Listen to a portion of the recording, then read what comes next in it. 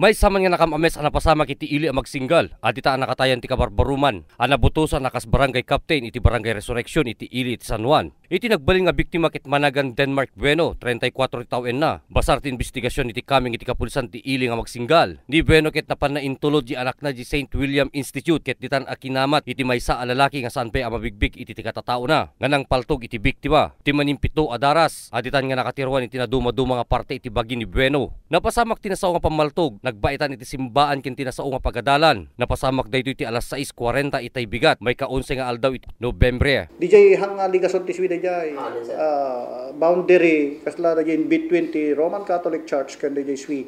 Makita da DJ bay nga DJ. So DJ awang nga simbrek nga polos DJ ti compound ti Swi kan makita mo DJ boundary ti Swi kan DJ. So DJ ti nakapasamakan na. Nakunapit tinadakamat ko opisyal, ginandat kano tinaka-duty nga security guard iti nasao nga pagadalan. Ngem saan met nga pimutok iti paltog na. Ngem nakita na mismo iti timira ken ti biktima. DJ timira gamin kat nakalugan da iti XRM color blue according to the security guard. Ket DJ maysa nakawiring ti helmet, red t-shirt, nga iso ti naka-standby DJ along the barangay road of Barangay San Ramon. More or less 15 meters from the place of the incident. So, pinagkitak dito gamin kat idinay-disag ni Apo Kapitan DJ anak nan. Kat isiksik ko na DJ logan at agawid ko man. Iso DJ matenti panda pinang palto-paltog. Makitak kat kasla na odi pa DJ perpetrators. Tumartaray ko na di gwardiya eh. Nakarekobre dagiti kameng iti suko, iti uneg iti lugan ti biktima iti maysa a papeles nga dahiring na ti biktima iti branch 24 ti ili a Kabugaw maipapanti annulment na ken ti asawa na. Dito Municipal Registrar Office of Magsingal to produce dito marriage contract, marriage certificate rather, the petitioner and the respondent. Kaya nakasawen, no agasawa na ito idwa ni Denmark ken ito Garcia. Kababaan nga pinag-analyze ko dito is api nga ipagpabirok ni Denmark dito papeles dito civil registrar no awati plano na han siguro baka kaya dati agpanal.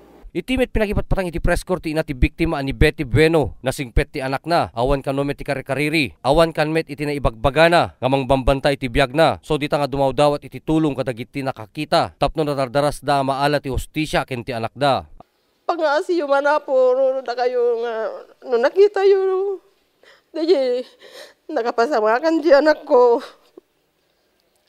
uray no ibaga dayi pulis no i-text da lang no dita kaya ti lumantad nga ipakilala da ko ta syempre amumet mawata mo ti tatawa di nga uri no nakita di tanto mo biag mo ti kwan di tanto mo biag mo ti delikado di so nga mawata mo ta nga uri la ko mano dati indirect ti panangikwadan pangasiyo man apo no da nakakita di na may anda kan anak ko